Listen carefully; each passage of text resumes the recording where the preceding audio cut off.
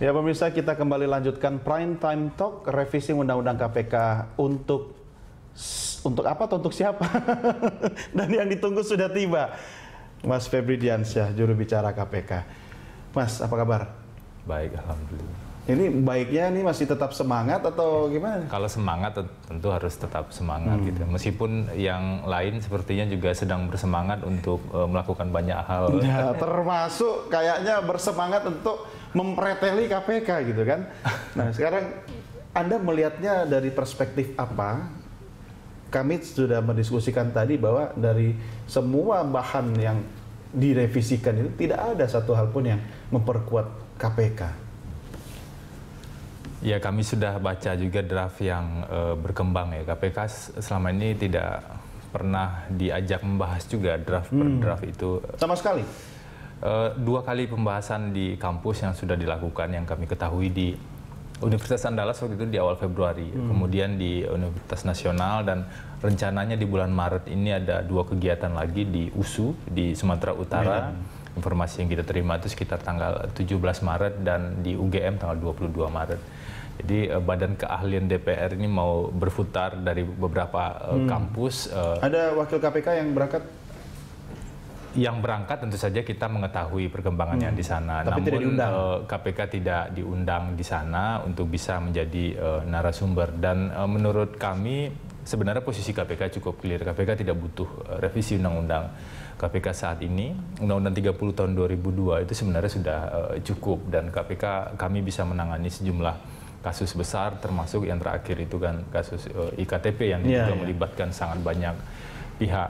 Dan kita juga ingat secara persis bahwa upaya untuk merevisi Undang-Undang KPK itu tidak hanya terjadi kali ini saja. Ada sejumlah upaya untuk revisi sebelumnya. Sejarahnya cukup panjang. Panjang sejarahnya, dan bukan hanya melalui Undang-Undang KPK, sempat juga memutar dulu melalui Undang-Undang Pengadilan Tindak Pidana Korupsi. Kewenangan penuntutan KPK misalnya mau dihilangkan dan dikembalikan ke kejaksaan. Nah, sekarang penyadapan yang menjadi target. Jadi sebelum KPK melakukan penyadapan harus izin Dewan Pengawas. Dewan Pengawas yang dipilih oleh DPR. Gitu. Dan penyadapan hanya bisa dilakukan dalam draft yang beredar tersebut kalau sudah punya bukti permulaan yang cukup. Sementara undang-undang itu mengatur bukti permulaan yang cukup itu sebagai syarat bagi KPK untuk melakukan penyidikan, untuk menetapkan seseorang jadi tersangka. Artinya apa? Setelah ada bukti itulah baru bisa dilakukan penyadapan. Lalu bagaimana mungkin KPK bisa melakukan operasi tangkap tangan yang kita lakukan di proses penyelidikan misalnya? Memang cukup banyak pihak yang tertangkap tangan oleh KPK. Di tahun lalu ada 17 operasi tangkap tangan kita lakukan. Di tahun sebelumnya lebih banyak lagi. Dan sejumlah anggota DPR juga menjadi pihak yang terkena operasi tangkap tangan. Ada juga hakim, ada juga penegak hukum dan yang lainnya. Apakah itu yang diinginkan untuk melakukan revisi Undang-Undang KPK? Balas dendam nih ceritanya DPR. Kita sebagai institusi atau lembaga negara tentu berprasangka baik terhadap institusi DPR-nya. Jadi jangan sampai institusi DPR, institusi legislatif, DPR ini kan wakil rakyat. Jadi seharusnya mencerminkan apa yang diinginkan oleh rakyat, dan saya kira masyarakat ingin pemberantasan korupsi jauh lebih kuat saat ini. Jadi jangan sampai institusi DPR kemudian dikendalikan oleh kepentingan beberapa pihak-pihak. Nah, ini memang perlu sekali disikapi dengan sangat hati-hati, karena beberapa orang anggota DPR juga menyatakan kami menolak revisi Undang-Undang KPK atau pelemahan KPK misalnya. Tapi jangan-jangan begini kondisinya sebenarnya. Anda atau KPK malah dijadikan sebagai apa ya? Ini sebenarnya yang bermain ini eksekutif sama legislatif. Tapi mainannya KPK ini. Jadi sebenarnya yang berkepentingan bukan KPK, tapi dipakai untuk kepentingan pihak lain. Bisa saja, tadi saya sudah tanyakan Mas Agus juga, ini kepentingannya ada di legislatif sama eksekutif. 2019 tahun politik loh, tapi Anda jadi pelurunya. Undang-undang hanya akan bisa jadi sebuah undang-undang, jadi rancangan hanya bisa jadi sebuah undang-undang kalau presidennya setuju bersama DPR. Jadi presiden bersama DPR membentuk undang-undang. Konstitusi kita bilang seperti itu. Nah, sepanjang terakhir kan sikap Presiden Jokowi mengatakan bahwa tidak perlu revisi undang-undang KPK, bahkan sejak kampanye Jokowi bilang bahwa kami mendukung penguatan KPK dan kita berharap ada konsistensi dari Bapak Presiden untuk kemudian bisa terus mendukung upaya pemberantasan korupsi ini. Kenapa tidak tegas aja langsung? Nggak perlu ada waktu sosialisasi dulu sampai yang dilakukan sekarang ini kan sebenarnya memainkan waktu kan? Yang jadi persoalan memang inisiatif itu berasal dari Badan Keahlian DPR. Bahkan kita juga menyimak misalnya pihak dari badan penyusun badan legislasi misalnya di DPR juga mengatakan belum masuk prolegnas dan segala macam. Bahkan di DPR pun ada beberapa pendapat yang berbeda, baik secara teknis untuk proses pembahasannya ataupun secara substansi. Nah, kita berharap cukuplah berikan kesempatan pada KPK untuk memaksimalkan Undang-Undang 30 tahun 2002. Itu saja sudah cukup. Saya kira cukup. Sekarang kita punya kewenangan yang sudah diberikan yang cukup banyak. Kecuali kalau revisinya memperkuat itu lain lagi kan?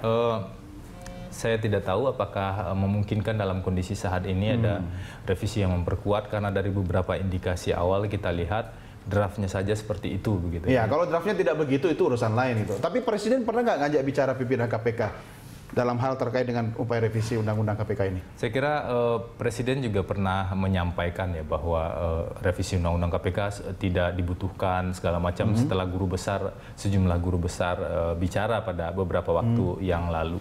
Dan kami pun sebagai pihak yang menggunakan undang-undang itu merasa kita belum butuh Undang-Undang KPK direvisi. Kalaupun dibutuhkan adalah pemenuhan UN Convention Against Corruption di Undang-Undang Nomor 31 tahun 99. Kita baru bicara soal penguatan hukum material dari tindak pidana korupsi di sana. Anda tidak butuh, KPK tidak butuh revisi, yang butuh DPR memang. Itu bukan pertanyaan. Saya akan kembali memberikan kesempatan kepada pemirsa kita, sudah bergabung bersama kita melalui telepon, Yahya Juanda dari Surabaya, Jawa Timur. Pak Yahya, selamat malam. Selamat malam, Mas. Silakan Pak Yahya, ada pertanyaan atau komentar? Ya, selamat malam untuk semuanya. Senang sekali bisa bergabung. Kalau saya tadi usul saja, sebenarnya Pak Jokowi ini atau pemerintah dalam hal ini bisa mengajukan, jadi inisiatifnya dari pemerintah mengajukan revisi Undang-Undang KPK yang isinya itu menguatkan KPK. Jadi KPK bisa merekrut penyidik dan independen sendiri dan sebagainya. Dan itu diumumkan secara meluas, secara nasional, disampaikan ke DPR, tetapi diliput secara nasional, sehingga setiap langkah-langkah DPR dalam hal menanggapi usulan revisi dari pemerintah itu diketahui oleh publik. Nah, itu sehingga publik ini bisa mengawal dan nanti ketahuan anggota-anggota DPR yang mana yang anggota DPR mana yang memang pro penguatan KPK. Nah, ini juga berkaitan dengan posisi Jokowi sekarang ini yang lagi kuat-kuatnya terhadap dukungan dari DPR. Begitu usulan saya, Pak. Baik, terima kasih Pak Yahya. Terima kasih. Selamat malam. Ya, dari semua penelpon Mas Febri memang ya senada, serupa gitu kan. Tapi apa yang bisa Anda sampaikan dalam kondisi sekarang ini agar sama-sama merasa win semuanya? Kalau yang bicarakan soal penyidik, sebenarnya sudah ada putusan Mahkamah Konstitusi. Sudah cukup clear di sana bahwa KPK bisa rekrut penyidik. Tidak hanya dari polisi dan jaksa, PPNS, tapi juga bisa rekrut sendiri. Dan kita sudah melakukan itu sebenarnya. Meskipun dulu sempat ada putusan pra-peradilan yang agak janggal menurut kita ketika karena penyidik bukan dari polisi dan jaksa, maka kasusnya dibatalkan. Memang cukup aneh putusan tersebut, namun saat ini kepastian hukum sudah diberikan dalam putusan Mahkamah Konstitusi. Itu yang saya kira penting juga kita tegaskan, dan beberapa penegasan juga dalam putusan Mahkamah Konstitusi di era sebelumnya, bahwa KPK itu disebut sebagai sebuah lembaga yang constitutional important, artinya secara konstitusional, dari perspektif konstitusionalisme dan segala macam itu ada urgensi keberadaan Komisi Pemberantasan Korupsi di sana, dan ini menjadi tren di dunia internasional. Bahkan banyak negara belajar pada KPK bagaimana caranya mendesain sebuah lembaga yang independen. Kita bilang kita punya Undang-Undang 30 tahun 2002, ditegaskan di sana KPK bersifat independen. Anggaran berasal dari negara, namun ada sifat independensi di sana. Justru ketika kita sedang dipelajari oleh banyak negara, Di sisi lain ada upaya juga untuk melemahkan KPK. Nah, ini yang tentu kita sayangkan. Kami kan biasanya juga begitu. Nabi juga tidak diakui di negaranya, kebanyakan kan cerita-cerita seperti itu. Nah, tentu kita berharap pihak-pihak yang di DPR misalnya secara institusional tidak kemudian merealisasikan upaya pelemahan-pelemahan tersebut. Tapi kan tidak ada upaya frontal yang dilakukan DPR untuk memang menunjukkan betapa niat mereka melakukan revisi ini untuk melemahkan KPK kan? Saya kira dari draft yang beredar, kemudian ada organ-organ di DPR yang kemudian melakukan pembahasan, maka di sana sebenarnya bisa dilihat. Misalnya 2 diskusi yang sudah dilakukan di kampus. Bukan diskusinya yang salah, yang keliru menurut kami, tetapi yang perlu diperhatikan nanti adalah jangan sampai proses yang dilakukan di kampus-kampus tersebut hanya sebagai legitimasi saja bahwa dari kalangan kami sudah jalan ke kampus, kami sudah minta masukan, dan inilah draft yang dihasilkan. Padahal ketika kami cek misalnya proses di Universitas Andalas, para narasumber itu menolak revisi Undang-Undang KPK. Peserta juga bahkan menyampaikan kenapa sih DPR harus merevisi dan segala macam. Di Universitas Nasional pun diskusi seperti itu terjadi. Jadi jangan sampai kemudian kampus-kampus yang sudah punya niat baik, peserta yang punya niat baik datang ke sana kemudian hasilnya jadi berbeda. Ini juga salah satu isu yang penting kita kawal bersama, saya kira. Ya, kalau misalnya Mas Agus melihat ini kan bukan soal pertarungan siapa kalah siapa menang kan, ini bagaimana memperkuat upaya kita untuk memberantas korupsi. Apakah dibutuhkan lagi sebuah testimoni dari Presiden? Kalau saya sih masih berpikir itu diperlukan gitu ya. Artinya tadi bahwa dia tidak boleh menyatakan pernyataan yang bersayap, menunda. Jangan lupa dia juga politisi. Betul. Tapi sebagai presiden dan sebagai kepala negara yang merupakan bagian dari representasi rakyat Indonesia gitu ya, dia harus tegas bahwa untuk saat ini masa pemerintahan saya menolak dengan tegas revisi Undang-Undang KPK. Nah, bagi DPR sendiri menurut saya lebih baik perbaiki aja dulu lah citranya. Terakhir kan transparansi orang yang di sana nggak merasa butuh citra kok. Nah, itu jadi persoalan gitu. Kalau misalnya tidak lagi butuh citra, buat apa ada mereka di sana lagi untuk memperjuangkan kita gitu kan. Artinya kan kita dari kinerja kan, dari prolegnas misalnya kan, yang harusnya target sekian ya kan. Nah, ini kan sebenarnya kan soal kepentingan juga. Ataukah Anda melihat bahwa sebenarnya Presiden memberi ruang bagi DPR untuk melakukan, ya harusnya ini peluangnya DPR citra tadi diperbaiki dengan mendukung penguatan KPK gitu kan? Ya seharusnya seperti itu, tapi mungkin Presiden belum mengambil sikap. Mungkin ini masih melihat apa yang dilakukan oleh DPR itu masih tahap awal-awal saja gitu, belum masuk dalam prolegnas. Kan aneh kalau tiba-tiba tidak masuk dalam prolegnas, tiba-tiba jadi dibahas. Mungkin saat ini Presiden belum memperhitungkan nih apa yang dilakukan oleh DPR dengan sosialisasi dan lain-lain. Tapi sebagai warga negara kita harus was-was, harus hati-hati bahwa apapun yang dilakukan oleh DPR dengan melakukan sosialisasi, betul saya khawatir nanti ini jadi legitimasi untuk mempercepat. Tiba-tiba masuk dalam prolegnas memperbaiki, ya kayak kemarin saja pimpinan DPR saja kan tiba-tiba diminta ditambah 1 undang-undang MD3-nya dirubah. Ya apapun bisa terjadi di DPR menurut saya. Tapi kan jangan khawatir Mas Febri, kalaupun roadshow yang dilakukan DPR ke kampus-kampus sebagai upaya legitimasi dari kalangan akademik, kemudian itu dijadikan sebagai alasan, kan Presiden gampang, tinggal tidak setuju saja kan? Ya itu harapan yang kita, saya kira bukan hanya KPK, publik juga menyuarakan hal yang sama. Jadi agar kalau publik pasti setuju dengan Anda. Agar Presiden, tergantung kalau publiknya di pihak yang betul ya, publik di sana di sini ada. Tapi saya kira banyak suara sekarang bilang bahwa seperti KPK, kami bilang bahwa kami sedang menangani salah satu kasus besar saat ini, kasus IKTP misalnya. Katanya ada yang lebih besar lagi ya? Nilainya berapa sih yang lebih besar lagi itu? Dan memang kita akui ada banyak pihak yang diduga terlibat di sana. Dari legislatif ada begitu banyak nama yang sudah kita sebut. Dari eksekutif juga ada, dan dari pihak swasta tentu saja. Dan jangan sampai kemudian kerja dan upaya kita untuk menuntaskan perkara ini, karena pasti masyarakat akan meminta pada KPK dan menagih bahkan gitu kan, Anda harus selesaikan apa yang sudah Anda mulai misalnya. Oke, kami akan selesaikan itu dengan segenap kemampuan dan kewenangan kami, tapi jangan ganggu kami dalam penanganan perkara ini. Jangan ganggu KPK dengan berbagai cara.